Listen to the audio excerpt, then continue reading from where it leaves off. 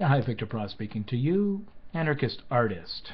Now, there's a fairly common expression gaining a lot of traction in the anarchist community, and that expression is, statism is a religion, which has become quite popular due to, I believe, Larkin Rose's book about statism, the most dangerous religion. And I was going to call this video Statism, the secular descendant of religion, but decided to change the title, as you see, to Statism, the secular descendant of mysticism. And my friend Robert Kruger aptly pointed out that anthology and archaeology indicates that the state was formed prior to religion, making the chronological argument that the state is the creation of religion. And that might very well be so.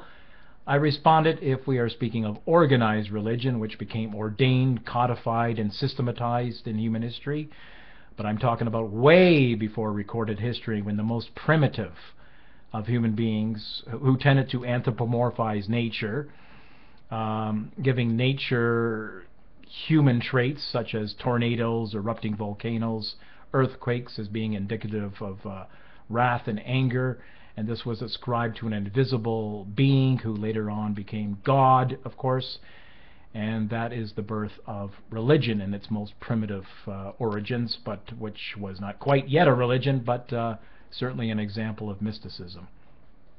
And far from being a matter of semantics, I think the designation is accurate, and so I'm indebted to Robert Kruger.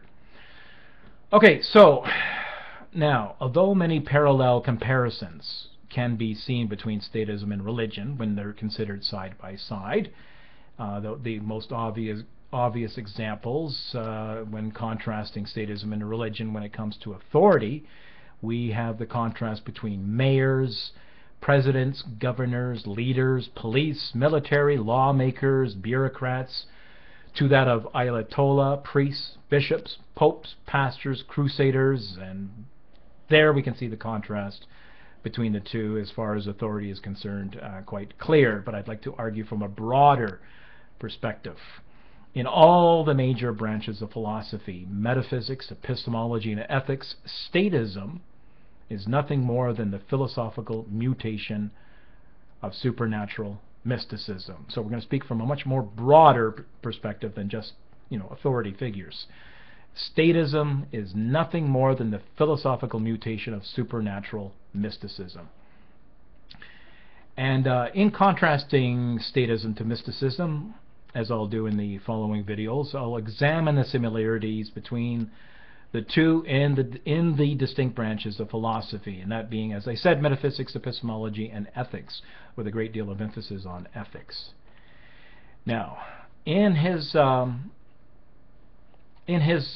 the article on secular authority, Martin Luther, the German professor of theology and a seminal figure in the Protestant Reformation, cited two biblical passages by Paul to find a firm grounding for secular law and the sword of the Lord, and I quote, "Let every person be subject to the governing authorities, for there is no authority except from God, and those that exist have been instituted by God. Therefore, he who resists the authorities resists what God has appointed, and those who resist will incur judgment."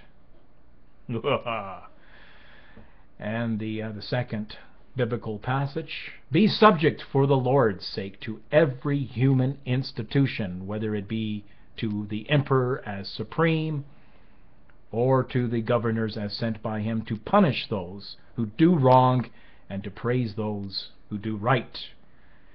And until the 18th century Enlightenment, when appeals to divine revelation fell in disfavor, let's say, these passages exerted more influence on Western political thought than any other writings on politics. The effect was to render the legitimacy of government as axiomatic. Now, the divine right of kings. The divine right of kings is a political and religious doctrine of royal and political legitimacy. It asserts that a monarch is subject to no earthly authority, but deriving the right to rule directly from the will of God.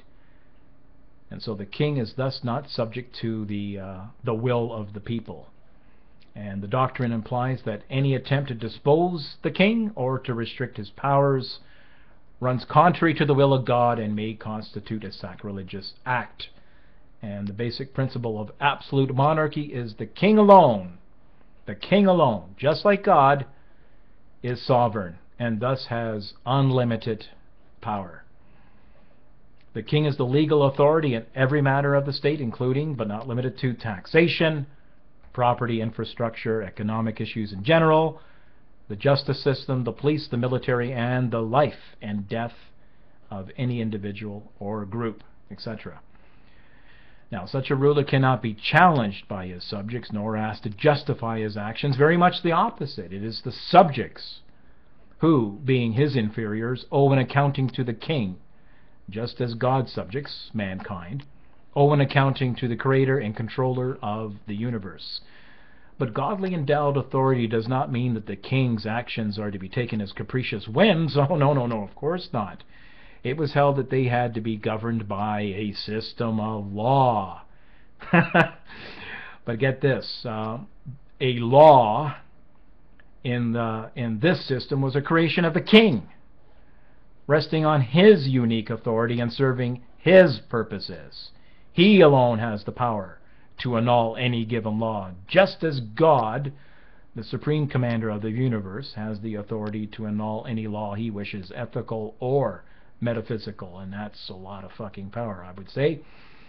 Sir Robert Filmer, a defender of the English monarchy, writes, "The prerogative of the king is to be above all laws," and in that respect we can see that very little has changed in history, whereas today's lawmakers are above the laws that they create.